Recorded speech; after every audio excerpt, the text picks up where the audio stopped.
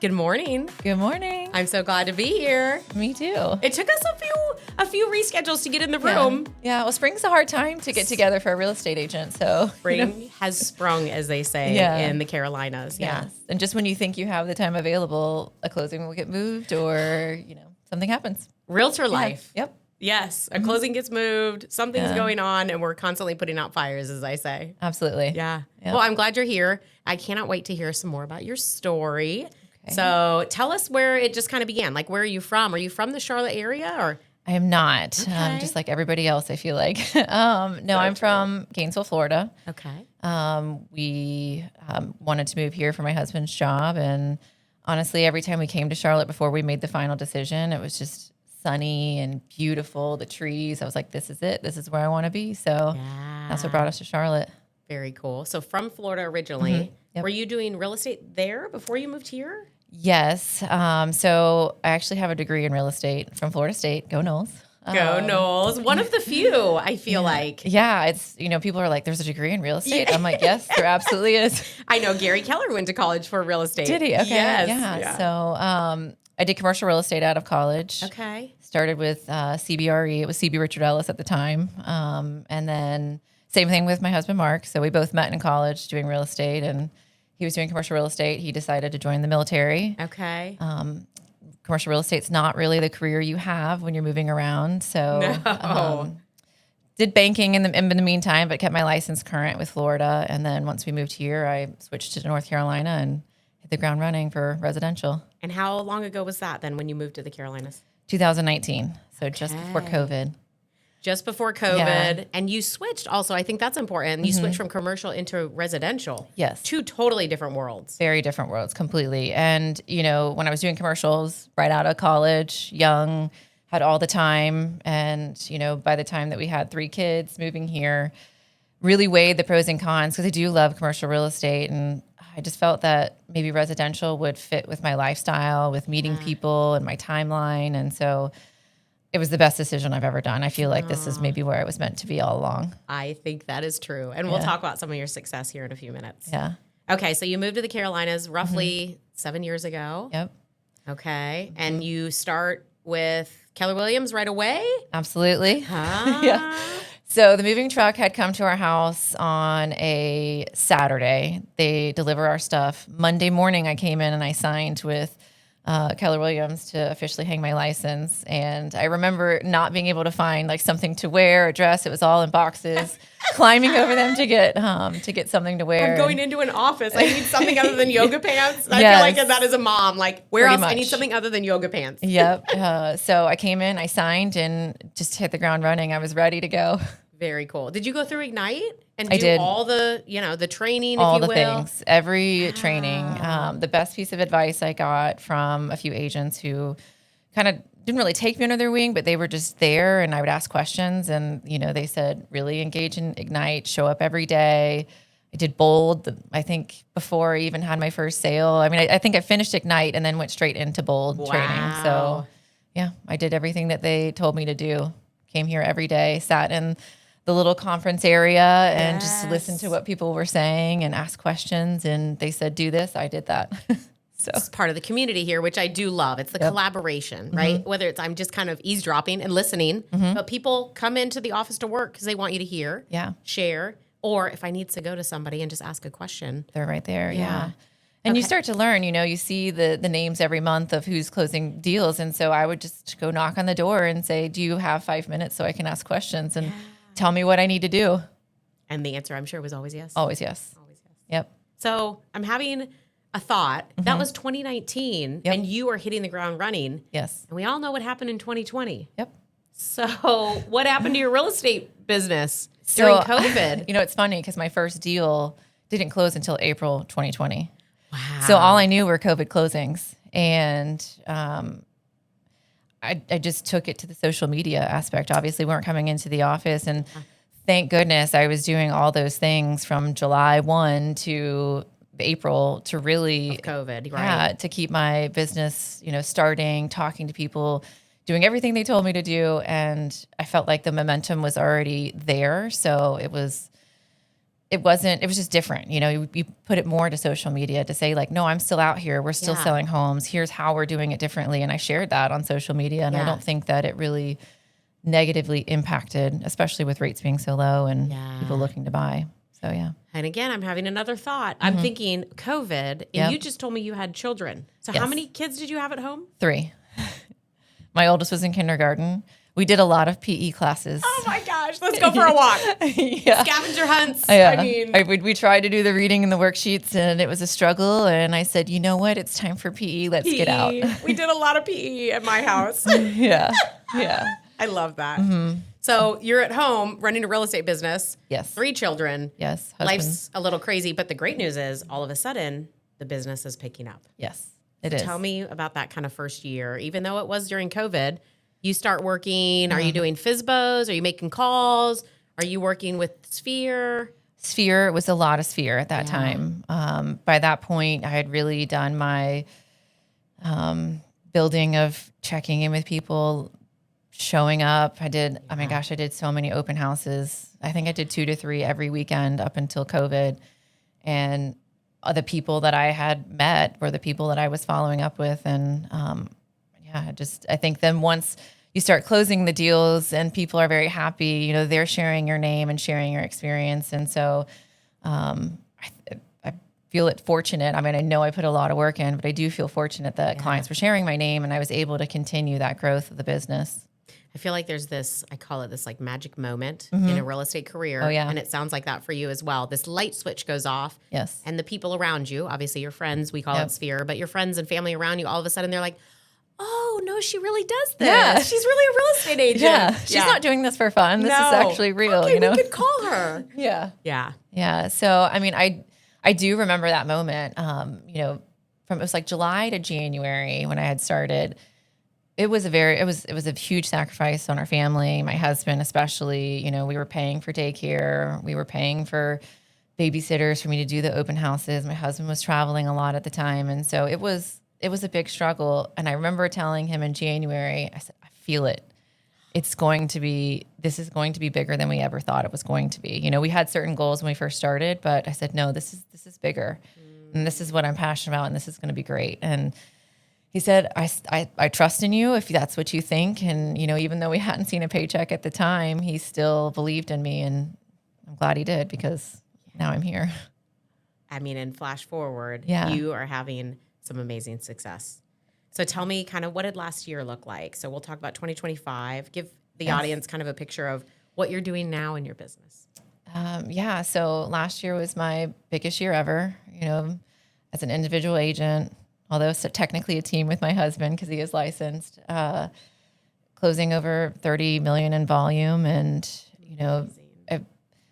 I increased it by over 50%. So it was an incredible year. And last year in April alone, I closed $10 million, which was a huge accomplishment. And in 1 month. In 1 month, and I ran a half marathon. I don't know. I look back, I'm like, how did I? In the same month. I don't know how I did it. But it was incredible because just the clients alone, I remember thinking like, wow, all these people trusted me this one time and still gave me glowing reviews and still recommending me to their friends. I'm like, God, man, I was doing something right, So yes, it was the biggest year I've had. And I don't know if this year will be it, but it'll be very close to it. That's incredible. All while, again, kind of some of these outside sources are talking, the market's not very good, and, people aren't buying, interest rates are too high. We're hearing a lot of that chatter, and yet I love hearing stories like that where there are people buying and selling. Yeah. Especially here in the Carolinas. Yeah. There's still people moving here, and it just looks a little bit different. Maybe days on market aren't the same, and, setting expectations for both sellers and buyers. And, I think it really turned out to be very successful. Yeah. So you're working with both buyers and sellers. Yes. Yep. And so which do you actually prefer to work with? Are you a listing girl? Both. No, I mean, I love it both because, it depends on the situation. Sellers have a specific need and, it's fun to try to help them navigate and get the most money in their pocket and help them with the negotiation strategies and marketing. And then on the flip side, it's really fun for buyers. We have so many different markets in Charlotte throughout the year. You've got the multiple offers and you're trying to help them navigate, like, I know this is not your favorite market, but this is how, if you then want this house, this is how we get it. And then same thing too, when it's a little bit slower, it's like, oh, here's how we can negotiate. And that's really fun too. So it's so like, I feel like Charlotte's so hyper focused right now and it's hyper local it is. To your point, we have a neighborhood still getting a multiple offers and then somebody else might be on the market 150 days right now. Right. Yeah. So somebody like yourself, and you have to be knowledgeable. Yes. And hire somebody, a professional that knows what they're doing. Yes. Looks at all the numbers. I'm a numbers girl. Okay. So love looking at the numbers. You love bringing all the paperwork, showing them all the data. Yeah.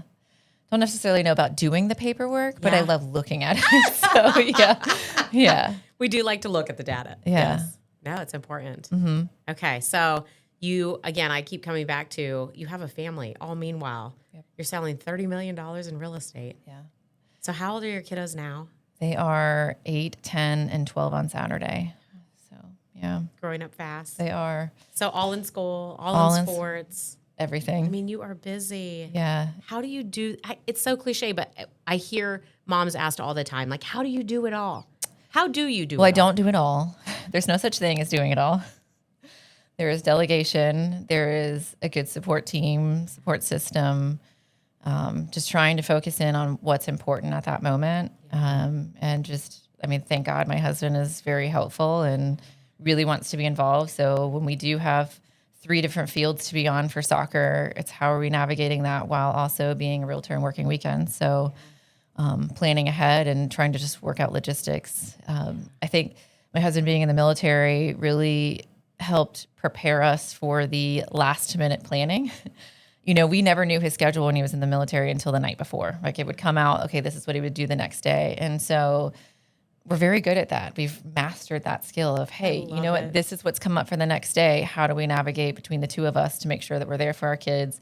I'm working and he's working. So, yeah. That's special. Sounds like you have a very special partner. Yes. To navigate that all through. I do, yes. You said he got licensed though as well. Yes. So on the side, if you, again, talk about leverage, you might leverage him for a showing or... I do. Not necessarily showings, but he's very good at reading the inspection reports. Yeah. Estimating costs to repair things. Absolutely. And, you know, he's also my sounding board. You know, not every deal is going to be black and white, and it has all these gray areas where just talking through the logistics with him to say, you know, here's what my thought process is on negotiating or an offer, you know, and he talks it through with me. And so that way I know that my clients are getting double the advice of, you know, so it's nice. Absolutely. So let's talk about kind of your future then. Where do you see this real estate thing going 7 years into the business?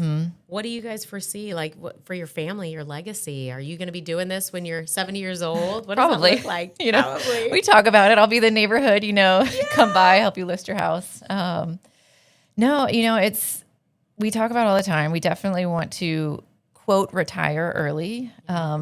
And really what that looks like is being able to say no or pass things along. And it's not necessarily meaning we're not going to work. I don't know that I have it in me to just not work or not do anything. So I think that we have of age in mind of what we want to hit financially, and then it'll just be the work for fun because I love doing this. So I can't really picture myself saying, oh no, I don't want to do this anymore. I don't want to work anymore. Just maybe being a little bit more selective to where it helps with my time and being able to give my clients the full attention that they deserve. Yeah. I love that. Yeah. Would you guys move back to Florida? Or do you just love the Carolinas? Nope. We are Carolina through and through. Yeah. I love it. And go Knowles. Yes. Still always go Knowles. Always go Knowles. Although we're not doing so great right now. So yeah. I love it. You watch what your boys will all end up back. Yeah. Yeah. So if, you know, I mean, for the time being, the Carolinas are where it's at. So if our kids end up going somewhere else, that might look different, but there's so much opportunity for people here that, you know, they could get any kind of career they want. So I would hope they come back. Yeah. They say they're going to live in my neighborhood and be next door and I can watch their kids. Record that so that you have that. Yes. I say, I will absolutely. They're like, can I drop my kids off at your house and you watch them? I'm like, of course I will. Yes. I hope this is real. My door is always open. Yeah. All right. So one other thing you just touched on, you said you ran a marathon. Half marathon. Yes. Also the same month that you closed $10 million in 1 month, which is insane. It is for insane. Anybody that I don't listening. I know. We'd like to think real estate is just showing up at the table and like popping champagne. But of course, there's 100 details, and 100 touch points that go in from the time we meet somebody to popping the champagne, of course. Yes. On top of that, the reason I'm getting to this is you are a runner. Do you do that because you're crazy? Like a lot of the runners that I know, do you do it for is that just your space, your thinking time? I'm actually not a runner. I just said I'm going to run a half marathon. Do it. Yeah. I actually don't love running. Okay. So I like the idea of running and the freedom and the time, and when I was in it, it was nice. I didn't really love the 13 miles, but like between that 3 and 6 was great. Yeah. But no, I said, I've always wanted to do this and I've always wanted to have that accomplishment. So I did it. So you're you are goal oriented then. Very much. You put something out there and you're like, there's no way I'm not finishing this. And especially when you put it on social media that you're doing it, you then have to do it. Everybody. So, all of a sudden I have thousands of people that are holding me accountable. Yeah. Okay. So that's what I did. I said, if I post this on social media, then I'm actually going to sign up for this. Yeah. Now I actually have to do it. I have to do it because people are going to ask me about it. Yes. All right. So what's next? With real estate or life in Anything. general? Yeah. It's just to keep doing what I'm doing. I don't know. There's a point where you get where you do want more, but what does that more look like and what are you willing to sacrifice for it? So I was really happy with last year. I felt like there were some days and months where I wasn't present with my family, but the majority of the time I could be. So I think that's a good balance. I think I'm happy where I'm at with that and continuing that realm. I love it. Mm-hmm. Absolutely love it. Yeah. Congratulations on all your success. Thank you. So is there anything else we left out today that maybe you want our audience to know? Just about me? Well, there was one story that I would love to share of how I got into real estate, just because I think it's important to put this out to the universe of, how things can be, and plus to kind of call out my step aunt. So my stepmother has a family farm out in California, and my aunt there basically developed a whole town, like neighborhood, schools, retail, grocery stores, jobs, everything. So when I went out there when I was 15 or 16, I can't remember the exact age, but I remember standing there in her office, which was just an extension of the farm that they lived on. And there was this huge map of the whole town. And I thought, wow, this is so incredible that she's developing this whole thing. Like she is doing this. And it was just roads at the time. Now it's thriving. And, I remember thinking there's just so many aspects to real estate that are amazing. It doesn't just have to be a residential realtor. There's so many different avenues of real estate. And it was really intriguing to me. And that's really what set me on my path to real estate. So I just think that's a fun fact because, she's an incredible person to look up to and see that. And it changed my life. So this is why I'm here. I love that. Yeah. And again, what one idea could change the trajectory of how many people do you think that she's touched, like yourself, right? That have gone, wow, you could do that? I wonder what I could do. Yeah. Yeah. And I said, what do I need to do to get that? She's like, well, you need a major in economics and finance. But Florida State had real estate, so I jumped on that. But, it's really cool that, she was able to show me this world of real estate. And, I started out in commercial because I thought that was, where I was meant to be too. And, when people ask me all the time, can I pick your brain about real estate? There's not one size fits all solution for real estate. So I just love this career and it's amazing. And there's so many different things too. I always tell people, even if I got my real estate license, maybe you're meant to be on the admin side. Yeah. Oh my gosh, do we need those people? Yes. The transaction coordinators, right? Yes. The marketing people. Absolutely. Right? There's so many. We're not even going to talk about, you think of all the vendors and the home inspectors and all the other title company, all the people that we use just in one real estate transaction. Yeah. We need all of them. We do.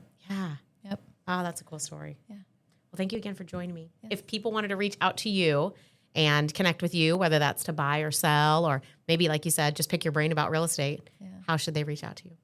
So the best way is by phone, 352-262-9343. I still have my Florida number. I was going to say, and I check on the zip code. I'm guessing that was Florida. That is my Florida. I've had that number for, God, I don't want to age myself, a long time. A long time. And, it's fun. I love it. Great. I love connecting with my Florida people. Yeah. And then people know, they recognize. Yeah, they do. Hey, we have a lot of Floridians moving to the Carolinas. We sure do. Yeah. Well, thank you again for joining me. Yes, thanks for having me.